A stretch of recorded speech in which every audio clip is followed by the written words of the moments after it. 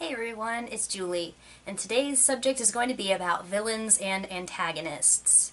Too often in writing, I will see people who make very uncomplicated villains and uncomplicated antagonists that basically you can tell easily that these characters have been invented specifically for the purpose of fighting the protagonist. They have no depth, they have no motivation of their own, and I just want to talk to you a little bit about how to infuse your villains and antagonists with a more believable backstory and a little bit more depth. First of all, some kinds of stories, especially if it's fantasy or very epic in some fashion, it's going to have a big bad or a villain that you're looking to kill at the end of the story, something like that. And even these characters who represent like the greatest evil, they generally have to have some kind of understandable motivation in order for the protagonist defeating them to feel satisfying. But there are three things that I want to emphasize that this does not mean. Number one, it does not mean you have to make them sympathetic. You have to be able to understand where they're coming from, but you do not have to sympathize with them if they're the villain. Two, you don't have to give them a tragic backstory. I can't tell you how many times I've seen villains' bad behavior explained by something very simplistic that is laid out as part of their backstory, and you don't have to show us this sad, tragic backstory of your villain before the protagonist defeats them so that you can feel like there's actually some motivation there. They don't have to have a tragic backstory to make sense.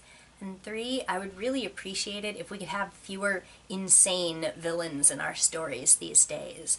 Now, occasionally you're going to find people who are mentally ill on the bad side in a story, and this comes through very strongly in things like police procedurals where maybe someone is a murderer and the police are trying to piece together what's going on in this mentally ill person's background, and that can be a motivation, sure, but too often I also see it as an excuse for when a villain doesn't really have an understandable backstory, or they're doing something that really doesn't make a whole lot of sense just to create drama for the protagonist to overcome.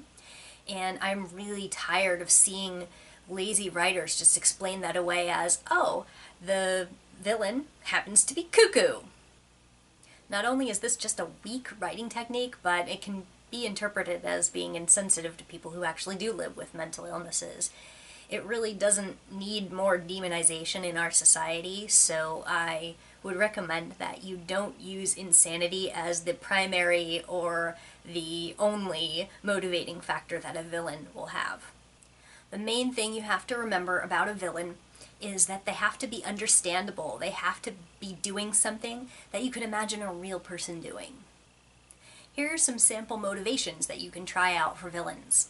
Maybe the villain feels wronged by the hero or not. Maybe something that the hero represents is why the villain is attacking them. They feel that an injustice has been caused against them or their families, and they're trying to get revenge. Maybe they're just straight up selfish and they're oblivious to the fact that their behavior is hurting others. Maybe their motivation is greed.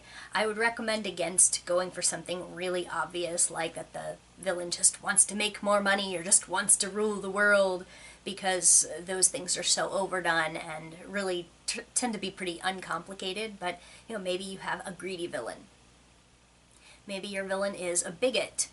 Now, I would recommend against making this very simplistic. You've got to put some nuance into that. You can't just have your villain say, oh, I hate whatever group that your main characters are part of, and then just use that as a lazy way of getting them to want to hurt them. You do have to have a little bit of nuance there, some beliefs, some provincial attitudes of some kind that make sense for their standing, and but it can still work to use bigotry to feed into a villain's perspective and make it more understandable. Maybe the villain feels vulnerable. Maybe the villain is worried that someone is going to hurt them, and that's why they're preemptively striking the main characters. Maybe the villain fears punishment. Perhaps they've done something in the distant past or the recent past that they're worried about having the hammer come down on them, and they may be committing crimes or hurting other people to avoid facing the music. Maybe the villain simply fears death. and this is something that anyone can relate to. I've seen in some supernatural stories, you might have a villain who does something terrible because they're using magical solutions to steal someone else's life force or their youth to keep themselves young for a very long time. And those sorts of things, while sort of overused these days, can make sense. Sometimes a villain can be being controlled by someone else, and this is not necessarily directly as in mind control in a fantasy story or something like that.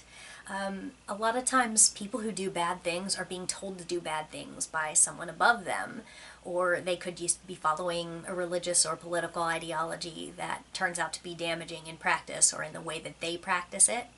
So again, you're going to have to apply some nuance here if you want that, but keep in mind that villains are sometimes being pushed to behave the way that they do by someone above them. Sometimes the villain might be just trying to help someone else. They may be committing crimes or hurting the main characters because they're trying to save their spouse or their child or a family member or a best friend. And sometimes the way that this plays out can be really compelling. Sometimes the villain simply wants revenge, and that's a very understandable form, although again it can be overused. They just want revenge against the main character for something that they or someone that is associated with them has done to the villain. And similarly, they may be retaliating against the hero or the group of heroes because they believe that they're righting a wrong that has been done to them. Here's an example of a character with a believable motivation from one of my favorite cartoons, The Legend of Korra. In the first season, this fellow here, Amon, is the leader of a movement called the Equalists. Notice his movement doesn't have a sinister name.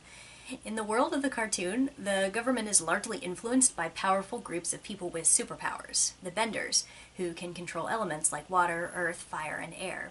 They're the elites, and their society celebrates and practically worships them in certain ways, and Amon's Equalists are tired of this. You can imagine that non-benders have probably felt vulnerable and less valuable in this society. This guy was spreading messages about how unfair it is, that the have-nots are not represented in any real sense in the world, and that the hero worship of the superpowered people was making a bunch of aspects of society suck for them. Of course, this guy was a giant hypocrite and had some other shady things going on, but his messages as a charismatic leader were actually the kinds of things that would have gained him followers. You didn't get the sense that the people who joined his movement did so because they enjoy evilness or were brainwashed. They did so because he made them wake up to an inequality that was affecting their lives, and he made them think they could have more control over their destinies. Now, how would you go about making a villain make sense to your readers? I would try these 3 exercises. 1. Could you write a book from their point of view and make it not seem like you're writing about the evil character? I'm not saying that you have to do that, but could you do it? Can you imagine a book where that person is the main character? Do they have enough background and do they have enough motivation to make sense as a protagonist? Because everyone, including the villain, is a protagonist of their own life. 2, I would say try to imagine what would their side of this argument look like in court. What would their arguments be? What kinds of motivations would they put forth that explain and excuse their behavior? And 3, how would this villain justify their plots to a child? How would they explain what they're doing to a child without lying? How would they make their position look like the right one? Now I'm going to talk about something a little more nuanced. Antagonists. Some stories don't have high-stakes battles in them, and they don't have clear-cut villains either. But they often do have antagonists, whether you're talking about someone's competition for a love interest, or a person the protagonist is trying to beat in academics. A lot of the same advice applies when writing someone who's not exactly a villain, but is battling your protagonist in some way. What I am going to focus on is the resolution, how your protagonist may come to understand the antagonist, or how the antagonist may try to redeem themselves. Something I'm seeing too often is simplistic resolution. A good character starts getting along with a bad character after something very incomplex happens, like the antagonist simply gives the protagonist a gift, or says sorry and all is forgiven. That usually doesn't work out very well, especially if the gift or the apology in no way makes up for what the antagonist did wrong. Go on.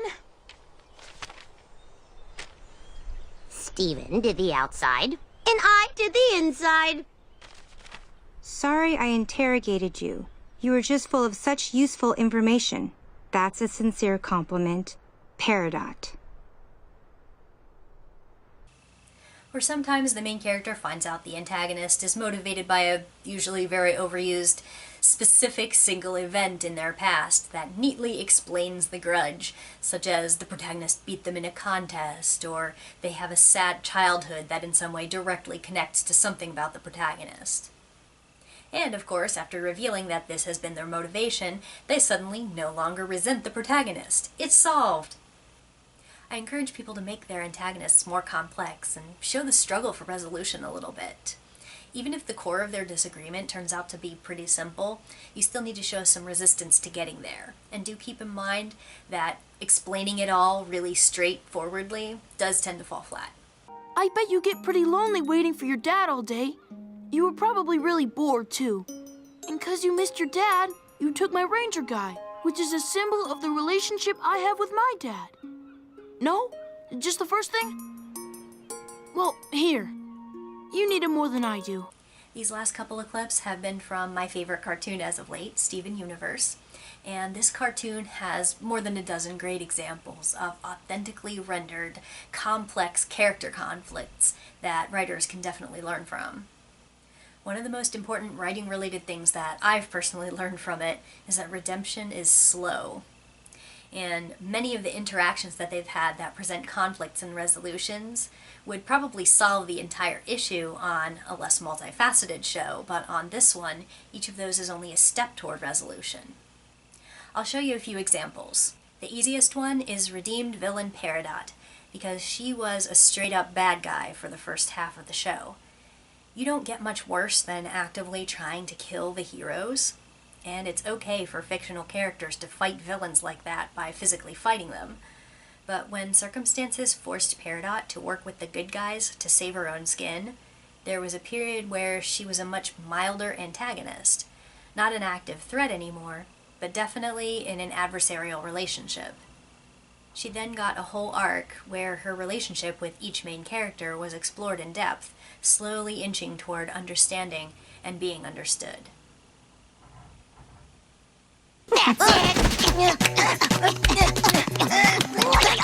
I'm going to say something. Thank you. Right, no more fighting. Let's just have a civil conversation. As if I'd negotiate with you, filthy war machine! Okay, let's kick her butt. Because you made an effort to understand me. But I still don't understand you! Instead, I gained a better understanding of Garnet. It'd take too long to explain what's going on in all these arcs, but I'll choose a couple that can be generalized more easily. Let's look at Peridot versus main character Pearl. Their major disagreement is over a sort of mixture of classism and racism. Where Peridot is from, Pearl would have to be subservient to her, so she treats her like she's not even supposed to speak without orders. But Pearl was done taking orders over 5,000 years ago, and neither one is willing to give up their philosophy. You are beneath me! I'll always be better than you, and nothing I've seen today will ever change that! They have a fight. Peridot actually wins. And nobody cares that she won, because she didn't prove a thing. Eventually, Peridot makes a start at forging a relationship with Pearl that isn't antagonistic, but Pearl doesn't forgive her or tell her it's okay. It really isn't. She doesn't even smile. And eventually... So Pearl here has exhibited an aptitude for engineering that I begrudgingly respect. It's more like an uneasy truce. And with another character, a similar thing happens. Main character Amethyst is a mischief maker and a jokester, and encouraging Peridot to joke around with her unearthed a cruel streak in her that led to some unfortunate comments. You're a strong, singular, fully functional soldier, despite the fact that you're defective. Defective? Well, sure. You're small. So? Well, you're not supposed to be. But it's also... funny. Amethyst? She's unwilling to accept that Amethyst is sensitive about this, even though she tries to be all tough, and she won't acknowledge that she did anything wrong. Mean? No way! I was being cool. Now here's the great part. Peridot does something that, in a poorly written show, would earn Amethyst's forgiveness. She saves her life.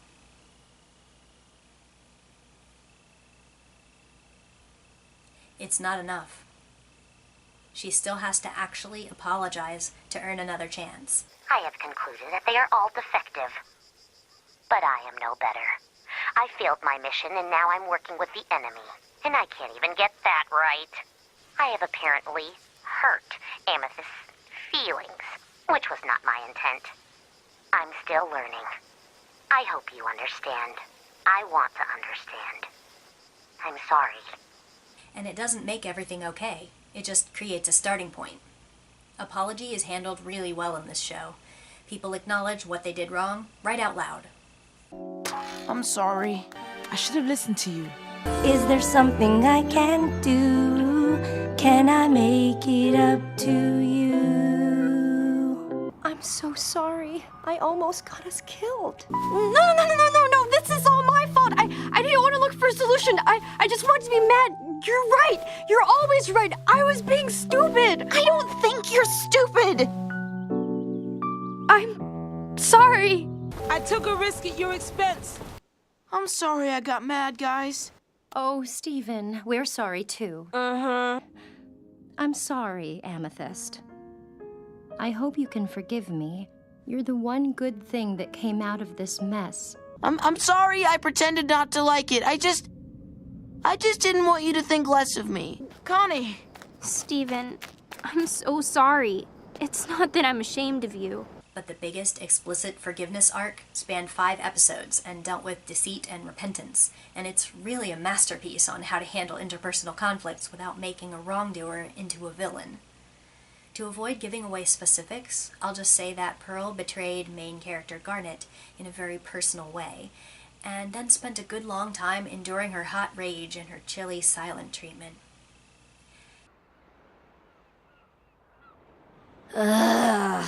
Isn't there something that maybe the two of you might need to talk about? And then she tried to fix things by desperately chasing the villain and trying to prove herself. She just didn't get it. Please, tell me! How can I make you forgive me? You can't. You lied to me. You need to learn that there are consequences to your actions. But very much like a realistic, flawed person who fundamentally doesn't understand why her behavior is unacceptable, she just makes a bunch of excuses for herself and discloses how much she idolizes Garnet. I'm sorry.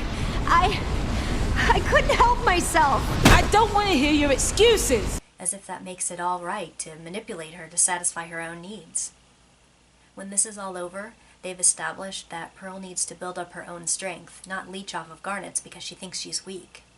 Forgiveness has to be offered by the person who was wronged, not negotiated for by the person who chose to violate someone else. People and characters you write will have different terms for what it takes to earn their trust back. Some will take an apology at face value and flip a switch. Most will not.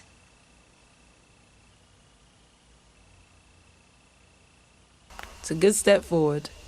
It's writing these sometimes awkward, sometimes chilly, sometimes heart-wrenching relationships that makes audiences get so invested in characters. We want to see them resolve. We want to see them getting along and know how much stronger they are for having been through this stuff together. But it will not be realistic or satisfying if big violations are resolved with one stroke. What's important is that you have a wrongdoer and a wronged party, but by the end of this you understand why Pearl did what she did, even though you can't excuse it, and you can feel her regret and relate to her. It was handled so sensitively that some fans were even blaming Garnet for taking too long to forgive Pearl, making this far from a clear-cut case of protagonist versus antagonist. The key here is getting us to feel something for the character who's caused a conflict. We don't have to be able to justify it or excuse their behavior, but we do have to have enough access to their thoughts to feel invested. That way, when a villain is beaten or an antagonist is put in their place, we feel like the fight was worth it. In fiction, especially fiction that's written for children and younger readers, redemption tends to happen really simply, in uncomplicated ways. and for that reason it tends to feel less realistic and less satisfying when it happens.